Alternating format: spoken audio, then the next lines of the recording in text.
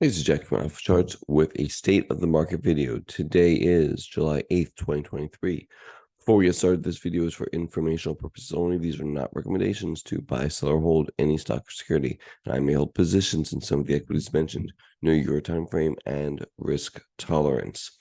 Before we get started, I just want to let you know that I do have a super follow group on Twitter at AlphaCharts365 with the goal of keeping you and me on the right side of the market and in the best names possible.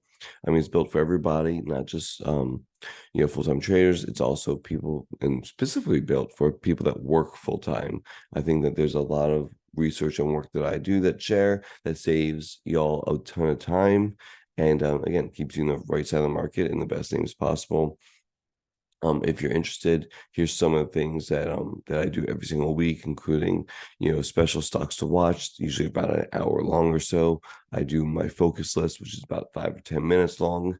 I do a high tech flag video, which I do every so often to focus on some of the strongest names in the market. I write a market note on Sunday, also on Thursday. I do a midweek video on Tuesday. Every night I run scans and share my favorite scan with everybody 5 days a week. What I don't do though, and by the way, I take chart requests and stuff like that from members as well. But what I do not do is I do not tell you to buy or sell. That is your decision, and that's the only way to become a trader. So that decision's all yours. But I can give my opinion about things, but that's about it. The idea is that subscription is going to help you maximize your profits and minimize your time and risks in the swing trading time frame. So if you're interested, again, go to AlphaCharts365 on Twitter, click on the subscribe button. It's $10 a month, super cheap. And I think you get a lot of value out of it. Okay, let's get into the charts. S&P 500, as we expected, we have that pullback this week. Things have once again gotten a little bit ahead of itself, but again, we had a nice little pullback. We'll see, nasty sell-off on Friday, but on the week, holiday shortened, closed 1 day week, so we expected low volume. There's your pullback down 1.16%. The uptrend is still intact, so there's nothing, in my opinion, yet to worry about. We start losing this 23-day, and more importantly, this key area right there, about 4,300 or so, 4,320. That is going to be a bigger problem. So right now, still in an uptrend. RSP looks very, very similar. Looking on the weekly chart, it was down 0.75, so less than the index is. That's a positive sign, and still trying to make this breakout happen, right? Consolidating underneath here, making higher highs and higher lows on the weekly, as you can see. Looking at the Qs, same exact idea. This, we said was too soon, was too far advanced. Came back, it retested, came back up, still went up a little bit too fast. Low volume, vacation week. It was down 0.86 the Qs, again, lower volume. So nothing negative happening, just a consolidation week there. Equal weighted Qs was down a little bit more, but again, nothing I'm overly worried about, just consolidation week for now, right? It all looks pretty good. Held the 23-day just fine. So everything is bullishly aligned. Let's look at the mid caps next. Yeah, so mid caps, they were up 1% on Friday, which is actually really nice to see. Above all those moving averages. On the weekly, there's down 0.77. Again, that low volume pullback as expected. Yeah, I mean, so far everything is looking pretty good. This trend line may be important, may not be important, but it's trying to get back, and I think that it may have some supply up here, but we'll find out. But overall, we have bullshit line moving averages, right? So that's all positive in general, right? So nothing negative to see there. And IWM, again, that was also positive 1%. Looks like it was down for the week as well, still in this bigger range.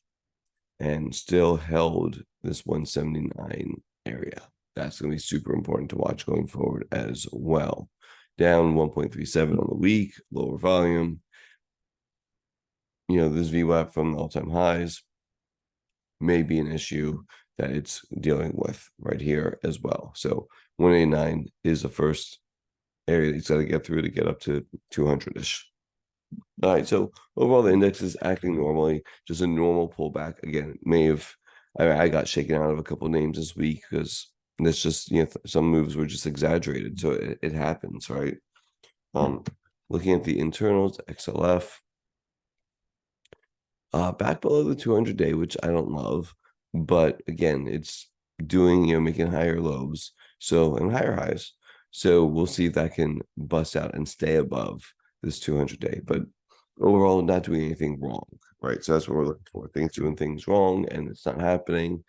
SMH just came back a little bit. Again, not doing anything wrong, and you see how the volume is decreasing as it's kind of doing this consolidation. That's a positive.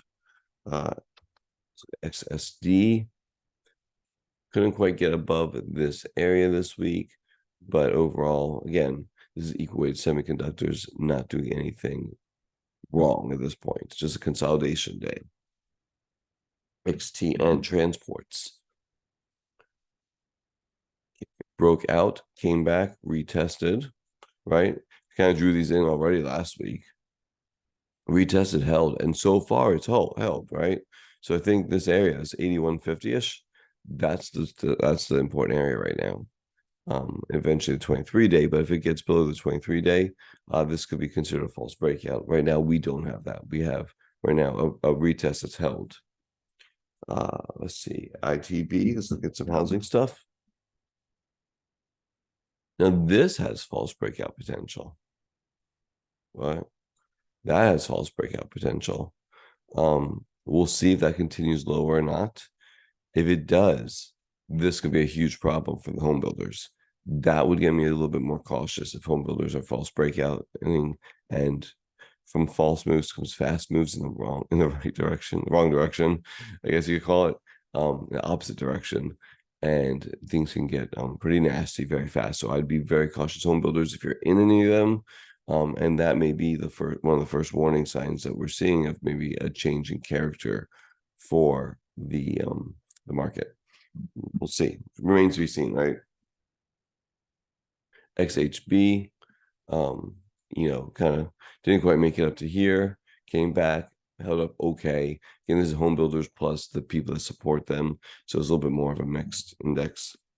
So overall, again, it was just a sideways move consolidation week, at least for now. We'll see if that continues, but for now, that looks, as far as all those important ETFs go. Let's look at the internals. VIX did come up some, but again, not in a dangerous, not in a dangerous looking way at all. If it spikes up again and we get another sharp move up, that could change my mind some. But as of right now, not totally concerned yet for the VIX. Looking at credit spreads, again, still within a range. Nothing that says the market's concerned right here. So I'm not really that concerned if credit looks okay. With call ratio, not at any extremes, so there's really not much to see there. And breadth is basically in a range and at 61%, so it is still on the improving track, making higher highs and higher lows in breadth. That's nice to see. Let's look at the dollar, DXY. Dollar came down some. That's a positive for the market, right? If we would have been spiking up, that'd be a negative. Dollar coming down, that's a positive. 10-year yield. 10-year yield at 4%, right? So that could be causing a headwind for the markets. It's an area where I expect it to come back some. Now, it may come back and shoot up again. I don't know. But I expect maybe next week or two for this to come back some. And that would be probably letting the pressure off the market a little bit. And then let's look at copper gold ratio. It still looks fine, looks healthy. It's still coming off the bottom over here and coming up. So that looks absolutely fine to me as well. So overall, it was a lazy consolidation week in the market. I think that's all it was for now. And I still think that this is a market where we could be long stocks. And I think that's a good thing, right? Check out my stocks to watch video tomorrow. If you want some of my trade ideas for this week. And again, don't forget at AlphaShares365 on Twitter. You can join me there. And then if you really want to subscribe to my group. Again, I think you get a ton of value out of it. Hope you all have a great day.